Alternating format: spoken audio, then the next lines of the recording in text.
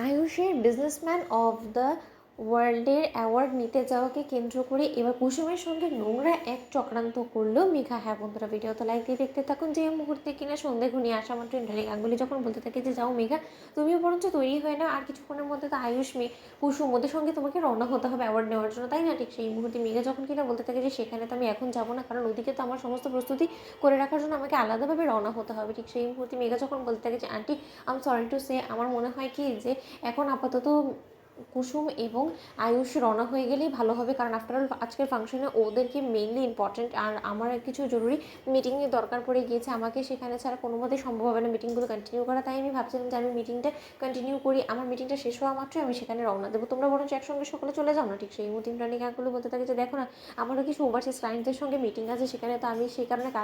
আমি অ্যাটেন্ড করতে পারবো না। তাই ভাবছিলাম যে তুমি এবারে বড় বউ হতে চলেছো, হবু বউ, তুমি ওর পাশে থাকবে, কিন্তু তুমিও বলছো এরকম কথা, ঠিক আছে বরঞ্চ কুসুম এবং আয়ুষ তোমরা নিজেদের মতো করে রওনা হও। অন্যদিকে যখন কিনা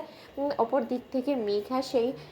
রেজর্টের লোকদেরকে টাকা খাইয়ে যখন কিনা বলতে থাকি যে কুসুমের ড্রিঙ্কের মধ্যে এমন কিছু একটা মিশিয়ে দেবেন যাতে করে কিনা কুসুম মাতলামো শুরু করে দেয়, এবং সেখানেই যাতে আয়ুষ্মান গাঙ্গুলিও একসঙ্গে মাতলামো করে কুসুম এবং আয়ুষকে একসঙ্গে যাতে বেডরুমে পাওয়া যায়, এবং সেই সমস্ত কিছু যাতে মিডিয়া থেকে শুরু করে গণমাধ্যম সমস্ত জায়গায় ছড়িয়ে পড়ে রাতারাতির মধ্যে, এবং বিষয়টা যাতে ভাইরাল হয়ে যায়, যার ফলে কিনা ইন্দ্রাণী গাঙ্গুলির মান সম্মান সমস্ত কিছু ধূলিসাৎ হয়ে যায়, এবং এটা যাতে সম্পূর্ণরূপে মিডিয়া কভার করে। ঠিক সেই মুহূর্তে ম্যানেজার যখন বলতে থাকে যে ম্যাডাম আপনি একদম টেনশন করবেন না, আজকে সন্ধ্যেতে আপনি যেরকমটা আমাদেরকে বলেছেন ঠিক সেরকমভাবে সমস্ত কিছু হবে, ওসব কিছু নিয়ে আপনাকে একদম মাথা ঘামাতে হবে না। ঠিক সেই মুহূর্তে যখন কিনা মেঘা বলতে থাকে যে